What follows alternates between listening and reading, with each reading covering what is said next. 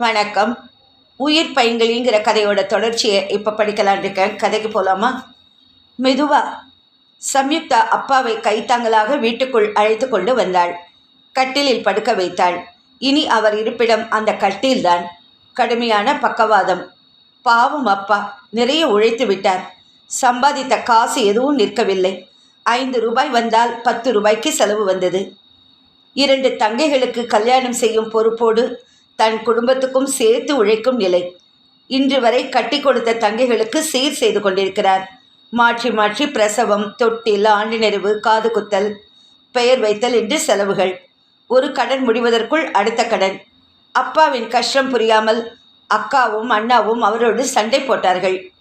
எங்களுக்கு என்ன சேர்த்து வைத்திருக்கிறாய் என்ற கேள்வி கேட்டார்கள். அத்தைகளுக்கே செலவு செய்து கொண்டிருக்க விரும்புகிறவன் எதற்கு கல்யாணம் பண்ணி குழந்தைகளை பெற்றுக்கொண்டு அவர்களை சீரழிக்க வேண்டும் என்று குமுறினார்கள்.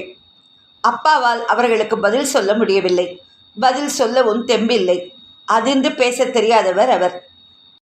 தனக்கென்று ஒற்றை ரூபாய் செலவழித்து கொள்ளக்கூட யோசிப்பவர்.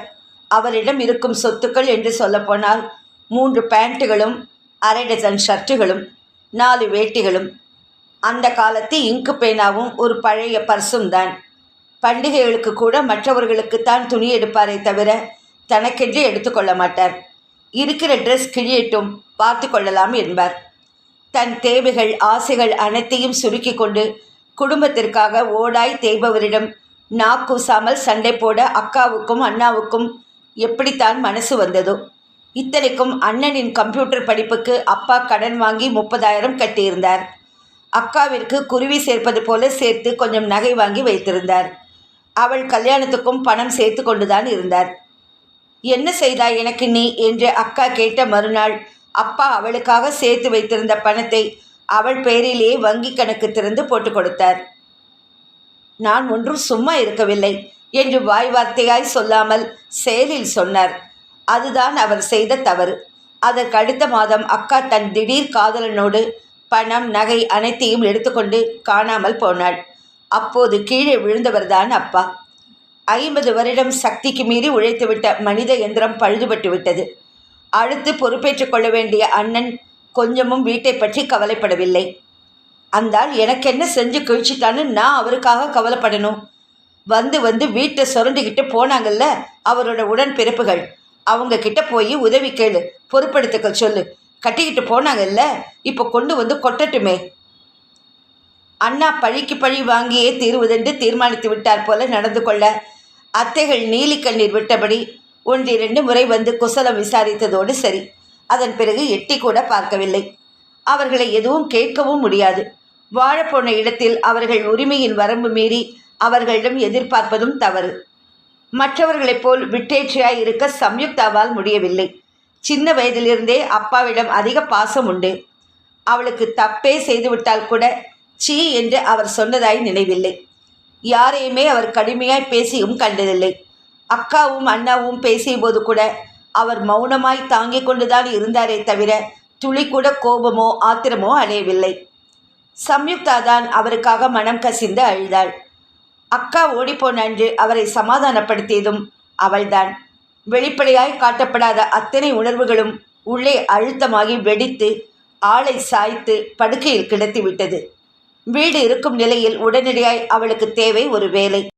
அக்கம் பக்கம் வாங்கிய நாளிதழ்களை இரவல் கேட்டு வாங்கி வந்து சகட்டு மேனிக்கு ஒரு அப்ளிகேஷன் போட்டதில் ஒரே ஒரு இடத்திலிருந்து தான் இன்டர்வியூக்கு வர சொல்லி கடிதம் வந்தது. அனுபவம் இல்லாததால் வேலையே கிடைத்து விட்டார் போல நம்பிக்கொண்டு கிளம்பினவளுக்கு ஏமாற்றம்தான் கிடைத்தது. அது ஒரு ஃப்ராடு கம்பெனி என்று அன்றுதான் ஆனந்தை கூட சந்தித்தாள். ஆனந்தின் நினைவு வந்ததும் அன்றைக்கு பஸ் ஸ்டாண்டு சம்பவமும் நினைவுக்கு வந்தது. பாவம், பணத்தோடு வந்து ஏமாந்து திரும்பி சென்றிருப்பானோ? உதவி கேட்டுவிட்டு இப்படி அலட்சியப்படுத்தி விட்டாளே என்று தப்பாக நினைத்திருப்பானா? விவரமாய் ஒரு லெட்டர் எழுதி மன்னிப்பு கேட்டு விடுவோமா? ஆம், அதுதான் சரி. நாளைக்கு முதல் காரியமாய் அவனுக்கு கடிதம் எழுதிவிட்டுத்தான் வருவேலை. தருணின் அழுகை உச்சஸ்தாயில் கேட்டது. அக்கா அவனை குண்டுக்கட்டாக தூக்கி கொண்டு ஆனந்திடம் வந்தாள். எதுக்கு இப்படி அழவிடுற? நானும் அழவிட்டேன். சாக்லேட் வேணுமா? என்ன செய்யலாம் சொல்லு? என் பிராணனை வாங்குறான். என்னால் முடியலடா ஆனந்த். என்ன சொல்லி இவனுக்கு புரிய வைப்பேன்? எதுக்குடா இப்படி ஒரு சோதனை? பிள்ளையோடு சேர்ந்து அக்காவும் அழ, அம்மா அழுவதை பார்த்து மிரண்டு போய் தன் அழுகையை நிறுத்தினான் தருண். இங்க வா. ஆனந்த் அவனை கூப்பிட்டு மடியில் நிறுத்தி கொண்டான். சாக்லேட் எல்லாம் கெட்டு போச்சான். வே ஆய், நமக்கு வேணா என்ன? நாளைக்கு மட்டும் வாங்கி தந்த, நேற்று அன்று என்பதெல்லாம் அவனுக்கு நாளைதான். அது தருண், அன்னைக்கு சாக்லேட் சாப்பிட்டு தானே மயக்கம் போட்டு விழுந்த. டாக்டர் ஊசி எல்லாம் போட்டாரா இல்லையா? ஊசி போட்டா வலிக்கும்ல. சாக்லேட் எல்லாம் வேணாம் என்ன? சாக்லேட் வேணாம். ஆய், குட், நல்ல பையன். மாமா சாயங்காலம் வரும்போது நீ கேட்ட கன் வாங்கிட்டு வரேன். நீ சமத்தா ஸ்கூலுக்கு கிளம்புவியா? பெரிய கன், இவ்வளோ பெருசு, வாங்கிட்டு வரேன் கண்டிப்பா. ஆனந்தன் அவனை அனுப்பிவிட்டு ஷேவிங் செட்டை எடுத்தான். சற்று நேரத்தில் தருணின் அழுகை மீண்டும் கேட்டது. அக்கா அவனை அடிக்கும் ஒலியும் கேட்க ரேசரை வைத்துவிட்டு வெளியில் வந்தான். இப்போ என்ன பிரச்சனை? இட்லிக்கு தொட்டுக்க சக்கரை தான் வேணுமா? சொல்லவும் முடியவில்லை. சொன்னால் புரிந்து கொள்ளும் வயதும் இல்லை. இது ஒரு பெரிய பிரச்சனை தான். எப்படி சமாளிக்கப் போகிறோமோ? குழந்தைக்காகவே மற்றவர்களும் கூட ஸ்வீட் சாப்பிடுவதை குறைத்தாயிற்று. வீட்டிலும் எந்த இனிப்பும் செய்வதில்லை என்று வைத்தாயிற்று. ஆயினும் அவனை சமாளிக்கும் வழிதான் தெரியவில்லை. இங்கே பார் தருண், டாக்டர் என்ன சொன்னார் உங்ககிட்ட? இனிமே நீ ஸ்வீட் எல்லாம் சாப்பிடக்கூடாதுன்னு சொன்னாரா இல்லையா? நீ பிடிவாதம் பிடிச்சா உன்னை டாக்டர்கிட்ட கொண்டு விட்டுற வேண்டியதுதான். ஸ்கூலில் எல்லா பசங்களும் சாப்பிட்றாங்க, நான் மட்டும் எதுக்கு கூடாது? தருணோட உடம்புக்கு ஸ்வீட் ஒத்துக்காதான், அதான். ஏன் தருணோட உடம்புக்கு மட்டும்? தெரியலடா கண்ணா, அந்த சாமி கிட்ட தான் கேட்கணும், குழந்தைக்கு ஏன் கஷ்டம் கொடுக்குறாருன்னு. தயிர் தொட்டு இட்லி சாப்பிடுவியா? கன் வேணுமா வேணாமா? வேணும். அப்போ தயிர் தொட்டு சாப்பிடு. குழந்தை துப்பாக்கிக்காக தயிர் தொட்டு சாப்பிட ஆனந்த் மீதி ஷேவிங்கை முடித்து குளிக்க போனான். சாப்பிடும்போது அம்மா கேட்டாள், அந்த சபாபதி 3 தரம் வந்துட்டான், அவங்கள எப்போ வர சொல்லணும்னு கேட்டு ஏதாவது பதில் சொல்ல வேண்டாமா? ஆனந்த் யோசித்தான். நம்ம சக்தி என்னன்னு சபாபதி கிட்ட சொன்னியா? சொல்லாம அவங்க அமுதாவை 1-2 முறை பார்த்துருக்காங்களாம். செய்யறத செய்யட்டும், எங்களுக்கு பொண்ணை பிடிச்சிருக்குன்னு சொல்லி அனுப்பியிருக்காங்க. இந்த காலத்தில் இப்படி டிமாண்ட் பண்ணாமல் பெண்ணை கொடுத்தா போதும்னு யார் சொல்கிறாங்க? கடனை உடனே வாங்கியாவது இந்த இடத்த முடிச்சுட்டா நமக்கு ஒரு பாரம் கழிஞ்சிடும்டா. என்ன சொல்கிற? எப்படி பார்த்தாலும் ஒரு 50,000ஆவது வேணாமா? அவ்வளோக்கு நான் எங்கம்மா போக? காசு இல்லைன்னு கட்டி கொடுக்காம வீட்டோட வச்சுக்க முடியுமாடா? எதுனா செஞ்சு தானே ஆகணும். என்னால் முடிஞ்சது வாயை சுருக்கி வயிற்று சுருக்கி 4 பவுன் நகை இருக்குது. இன்னும் ஒரு 2-3 பவுனுக்கு நகை வாங்கி போட்டுடலாம். அவள் வேலை பார்க்குற கடையில் மலிவு விலையில் புடவை எடுத்துருவோம். அவளும் ஏதோ கொஞ்சம் பணம் சேர்த்து வச்சிருக்கா. எப்படியாவது கல்யாணத்தை முடிச்சிருவோம். இது மாதிரி வர நாம் தேடும்போது கிடைக்குமோ என்னவோ. வீடு தேடி வந்து வாசக்கதவை தட்டும்போது விட்டுட்டோன்னா அசடுன்னு வாங்க. பார்க்கலாம், எனக்கு 2 நாள் டைம் கொடு. ஆஃபீஸில் ஏதாவது லோன் கீன் எடுக்க முடியுமான்னு கேட்டுக்கிறேன். எப்படி பார்த்தாலும் ஆஃபீஸில் மிஞ்சி போனால் 30 கொடுத்தா அதிகம். ஏற்கனவே அக்கா கல்யாணத்துக்கு வாங்கின கடனே அடையலை. அடுத்தது அமுதா கடன், அதோடு முடிஞ்சிருமா? அதுக்கு அடுத்தோம் அருந்ததி வேற இருக்காளே. உன்னை கசக்கி புழியிற இல்லைடா ஆனந்த். மாற்றி மாற்றி ஏதாவது செலவு வச்சுக்கிட்டே இருக்க இல்லை. நான் என்னடா செய்யட்டும்? அந்த மனுஷனை நம்பி வரிசையாக பெற்றுக்கிட்டது தப்பு தான். இப்படி ஒரு பொறுப்பற்ற மனுஷனாக இருப்பார்னு நினைக்கலையே. ஆனந்த் மௌனம் சாதித்தான். என்னத்தை பேசுவது? அம்மாவை திட்டத்தான் முடியுமா? இந்த குடும்பத்தில் மூத்தவனாக பிறந்து இத்தனை சுமைகளை சுமக்க வேண்டும் என்று அவன் தலையில் எழுதியிருந்தால் அதை யாரால் மாற்றிவிட முடியும்? ஆனந்த் ஆஃபீஸுக்கு வந்ததும் முதல் வேலையாய் அக்கவுண்ட் செக்ஷனில் லோன் விவகாரம் பற்றி பேசினான். அக்கௌண்டன்ட் ஏதோதோ கணக்கு போட்டு அப்படி இப்படி 30,000 எப்படியாவது சாங்ஷன் செய்யலாம் என்றார். கிடைத்தவரை சரி என்று உடனடியாக லோன் ஃபாரம் வாங்கி பூர்த்தி செய்து கொடுத்தான். அன்று மாலையே அம்மாவை அழைத்து கொண்டு பிள்ளை வீட்டுக்கு சென்று பேசினான். பெரிய பணக்காரர்கள் என்று சொல்ல முடியாவிட்டாலும் ஓரளவு இவர்களை விடவே வசதியாக இருந்தார்கள். சொந்தமாய் வீடும் ஸ்கூட்டரும் வைத்திருந்தார்கள். பையனுக்கு அரசாங்க வேலை, ஈரோட்டில் வேலை என்றான். மாறுதலுக்கு முயற்சித்து கொண்டிருக்கிறானாம். சீனியாரிட்டி பிரகாரம் 1 வருடத்திற்குள் கிடைத்துவிடும் என்றாள். எங்க சக்தி என்னன்னு சொல்லிடுறோம். அம்மா ஆரம்பித்தாள். உங்ககிட்ட சொல்றதுக்கு என்னங்க, என் புருஷன் பேருக்கு தான் வீட்டில் இருக்கார். மற்றபடி எல்லா பொறுப்பும் கவலையும் இவன் தலையில தான். கடன் வாங்கித்தான் நாங்கள் எல்லாம் செய்யணும். தரகர் எல்லாத்தையும் சொன்னாருங்க. நாங்களும் கஷ்டப்பட்டவங்க தான். பிரத்தியார் கஷ்டம் தெரியாமல் இல்லை. உங்களால் முடிஞ்சதை செய்யுங்க. கோவிலை வச்சு தாலி கட்டினா கூட போதும். எங்கள் உறவுன்னு ஒரு 50 பேர் இருந்தால் அதிகம். ஆஃபீஸ்காரங்களுக்கு ஒரு வேளை விருந்து நாங்களே போட்டுடுறோம். கல்யாண செலவில் பாதி நாங்கள் கொடுத்துடுறோம். எங்களுக்கு பொண்ணு தான் முக்கியம், ஆடம்பரம் இல்லை. பையனின் அம்மா சொல்ல அம்மா முகமலர்ந்து ஆனந்தை பார்த்தாள். அப்போ எப்போ பொண்ணு பார்க்க வரீங்க? பொண்ணு நான் பார்த்துருக்கேங்க, அது போதும். நிச்சயதார்த்தத்துக்கு நாள் பாருங்க. இருந்தாலும் பையன் பார்க்க வேணாமா பெண்ணை? நான் சொன்னால் போதுங்க அவனுக்கு. என்னடா பார்க்கணுமா? எதுக்கு? நீ சொன்னால் சரிதான். பையன் சொல்ல ஆனந்த் வியந்தான். இந்த காலத்தில் இப்படியும் ஒரு பையனா? அப்போ நாங்கள் கிளம்புறோம். ஐயர்கிட்ட நல்ல நாள் பார்த்துட்டு வந்து சொல்கிறோம். ஆனந்த் எழுந்து கை கூப்பினான். சந்தோஷமாக வீட்டுக்கு வந்தார்கள். எனக்கு இப்போ கல்யாணம் வேணாம். அமுதா பெரிய குண்டை தூக்கி போட்டாள். என்னடி சொல்கிற? அம்மா கையை ஓங்கி கொண்டு ஆக்ரோஷப்பட ஆனந்த் அவளை தடுத்தான். ஏன் வேணான்ற அமுதா? எனக்கு பிடிக்கல. அதான் ஏன்? அமுதா மௌனமாக குனிந்திருந்தாள். ஆனந்த் அவளை உற்று பார்த்தான். கிட்டே வந்து விரலால் அவள் மோவையை தூக்கினான். காதல் கன்றாவின்னு ஏதாவது இருக்கா? அமுதா அதிர்ந்தாற் போல அவனை பார்த்தாள். இல்லை என்று அவள் பதில் சொல்லாததிலிருந்து ஏதோ இருக்கிறது என்பது புரிய ஆனந்த் மீண்டும் குடைந்து கேள்வி கேட்டான். இறுதியில் ஒரு வழியாக உண்மையை ஒப்புக்கொண்டாள். அவன் ஊகம் சரிதான் என்று நிரூபித்தாள். அம்மா முகத்தில் அடித்துக்கொண்டு பாமரத்தனமாய் அழுதாள். தலையில கல்லை தூக்கி போட்டே எடி பாவி என்று அவளை உலுக்கினாள். அமுதா அழுத்தமாய் நின்றிருந்ததிலிருந்து அவள் எதற்கும் துணிந்து விட்டாள் என்று புரிந்தது ஆனந்துக்கு. யார் அவன்? என்ன செய்கிறான்? பிஆர் படிச்சுட்டு இருக்கார், கடைசி வருஷம். பணக்காரங்களா? அப்படின்னு சொல்ல முடியாது. ஆனால் நம்மளை விட வசதி தான். ஒரே பையனா? ஒரு தங்கச்சி இருக்கா. அந்த பையன் உன்னை கட்டிக்குவானா? கண்டிப்பாக கட்டிக்குவார். அவங்க வீட்டில் ஒத்துக்குவாங்களா? அதெல்லாம் அவர் பார்த்துப்பார். ஒருவேளை ஒத்துக்காட்டி என்ன செய்வான்? அவள் பதில் சொல்லவில்லை. அவங்க சீர் செலுத்தின்னு எக்கச்சக்கமாக கேட்டால் என்ன செய்வ? என்னால் செய்ய முடியாதே. அவர் அப்படிப்பட்டவர் இல்லை. படிப்பே முடியாமல் கல்யாணம் கட்டிக்கிட்டு என்ன செய்வீங்க? யார் இப்போ கல்யாணத்துக்கு அவசரப்பட்டாங்க? படிப்பு முடித்து அவருக்கு வேலையும் கிடைச்சப்புறம்தான் கல்யாணம்னு முடிவு பண்ணிட்டோம். அரசனை நம்பி புருஷனும் இல்லாமல் ஆக போகிற நீ, அம்மா குறுக்கிட்டு சொல்ல ஆனந்த் அம்மாவை முறைத்தான். நல்ல வார்த்தை பேசி எப்பவும். அவங்களுக்கு இப்போ என்னடா பதில் சொல்ல போகிற? உண்மையை சொல்லிட வேண்டியதுதான். ரொம்ப நல்லா இருக்குடா. அவ தான் புத்தி கெட்டு அலையிறான்னா நீயும் கூட சேர்ந்து தாளம் போடுறியே. அம்மாடி, படித்தவங்கிற நாளைக்கு பணக்கார பொண்ணு கிடைச்சா உன்னை தூசி மாதிரி ஊதி விட்டுடுவான். அதனால் இந்த காதல் கத்திரிக்காயெல்லாம் விட்டுட்டு நாங்கள் பார்த்துருக்கிற பையனை கட்டிட்டு சௌக்கியமாக இருக்கிற வழியை பாருன்னு புத்தி சொல்லுவியா? அம்மா சொன்னதை கேட்டியா அமுதா? உன் நல்லதுக்குத்தான் சொல்கிறாங்க. என்னால் அவரை மறக்க முடியாதுன்னா? நாங்கள் கூடாதுன்னா என்ன செய்வ? ஓடி போவேன்.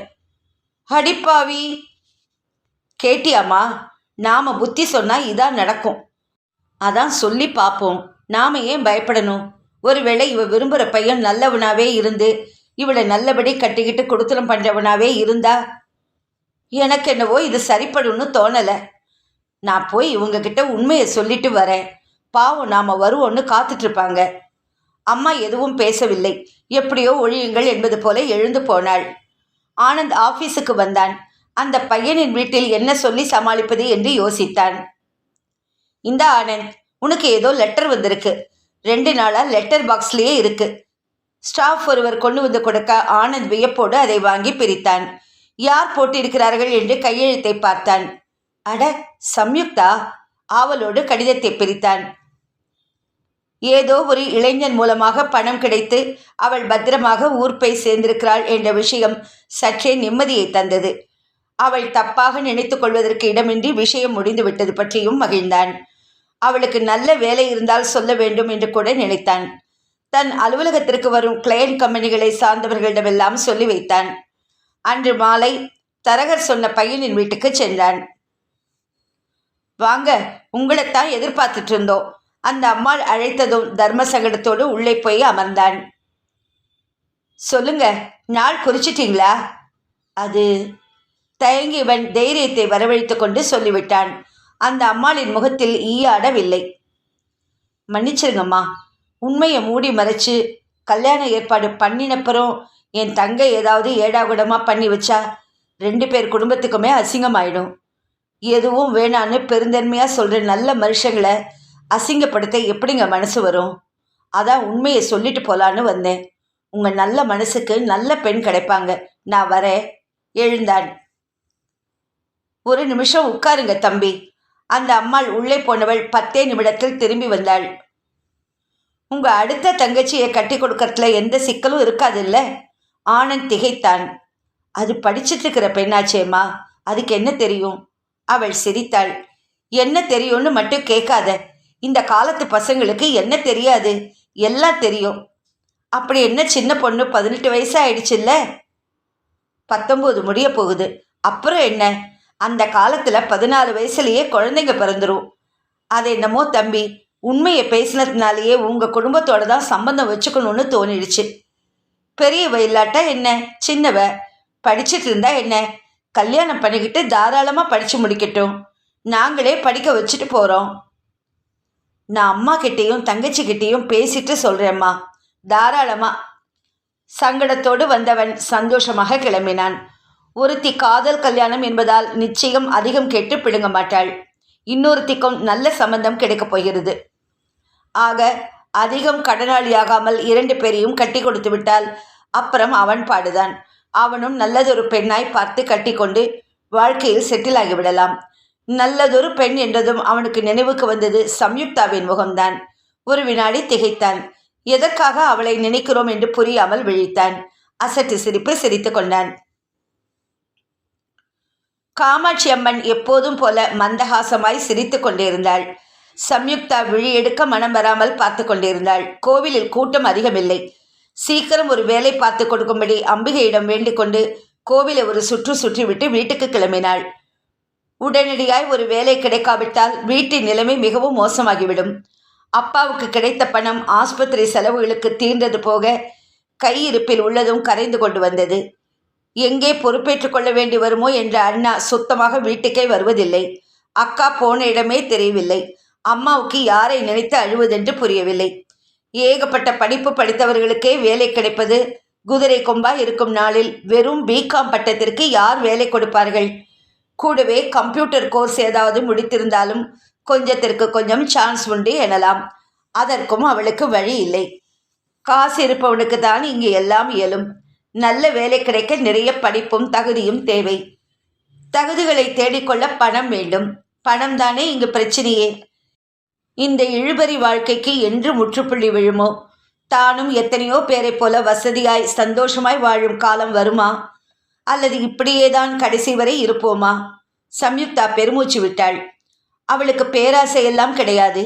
இருந்தாலும் அவள் தோழிகள் சிலர் பெரும் செல்வந்தர் வீட்டு பெண்கள். அவர்கள் வீடுகளுக்கெல்லாம் சென்றிருக்கிறாள். அந்த வீடுகளின் அழகும் அலங்காரங்களும் விலை உயர்ந்த சோபா செட்டுகளும் ஏசி அறைகளும் ஆளை விழுங்கும் கட்டில்களும் பளிங்கு சுவர்களால் அமைந்த குளியல் அறைகளும் அவளை பிரமிக்க வைக்கும். ஆளுக்கொரு கார், விதவிதமான உடைகள், நினைத்தவற்றை நினைத்த நேரத்தில் வாங்கிவிடும் அவர்களது வசதி இவளை எத்தனையோ முறை பெருமூச்சு விட வைத்திருக்கிறது. அவர்கள் பணக்கார வீட்டில் பிறந்து இளவரசி கணக்காய் வாழ்க்கையில் தான் மட்டும் ஏன் மிக சாதாரண குடும்பத்தில் பிறந்து எல்லாவித பிரச்சனைகளுக்கும் இடையில் நாய்ப்படாத பாடுபடுகிறோம். கடவுள் பாரபட்சமற்றவன் என்றால் ஏன் இப்படி மனிதருக்குள் ஏற்றத்தாழ்வுகளை ஏற்படுத்த வேண்டும்?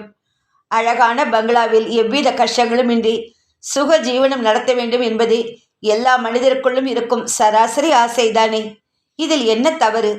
தெய்வம் ஏன் இதை புரிந்து கொள்ளாமல் ஒருவரை வசதியாகவும் ஒருவரை கஷ்டத்திலும் வைக்கிறது?